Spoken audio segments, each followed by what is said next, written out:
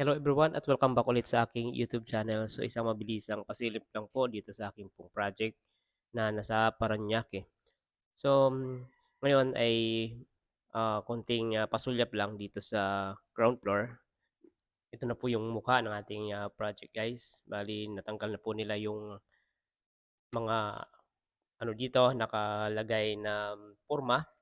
So ito na yung mukha ng ating mga junction box. Ayan. So maayos at na lapat po yung ating junction box dito sa natanggalan na forma ng slab. So after 2 months guys, ito pa lang yung mukha ng ating project. So medyo may kabagalan nga po yung progreso dito, no? Hindi ko alam kung ano yung nangyari kasi 2 months na po hindi pumunta.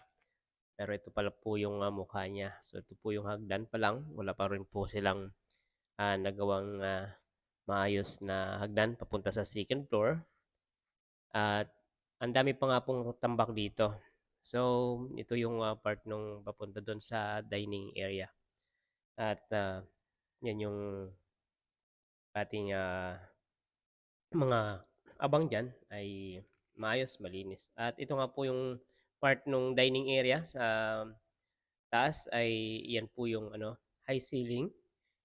Meron pong drop lights dyan. So ito yung dining area.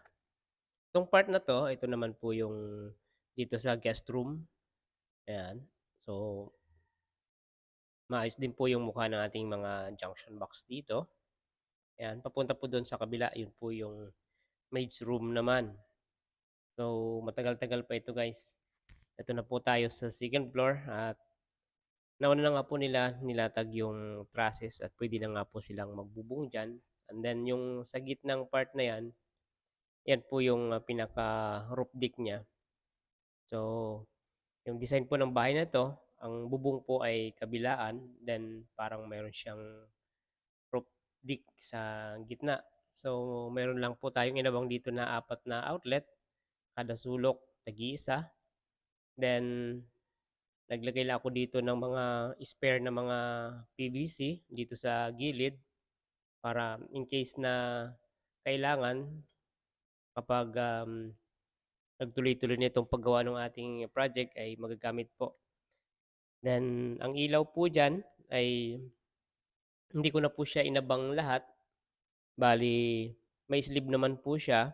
Ang ginawa ko na lang yung may mga part na magkakaroon ng adjustment yung ceiling kasi sabi nung foreman ay baka mataas po yung ceiling sa mga room kaya yung abang ko sa junction box inelbow ko punta dito sa gilid para doon pick upin sa may wall in case na magkaroon ng adjustment yung mga ceiling natin dyan, kada room. So, yan po, mayroon po siyang butas sa gitna dahil yan nga po yung hagdan papunta dito sa roof deck. So, ayun guys, nabubuhos na nga po pala sila dito at inuna na po nila yung biga. Kaya hinabol na po natin yung ating mga layout dito para magtuloy-tuloy na po yung kanilang pagbubuhos. So, ganyan lang yung inabang ko dito. Yan yung spare, yan. Medyo dinamihan na po natin yung ating PVC dyan para kung sakaling kakailanganin ay may magagamit po. So hanggang dito na lang po yung aking update sa aking pong project. Maraming salamat po sa pagsuporta at patuloy na pagtangkilik sa aking munting channel. God bless po everyone at mag-ingat po tayong lahat.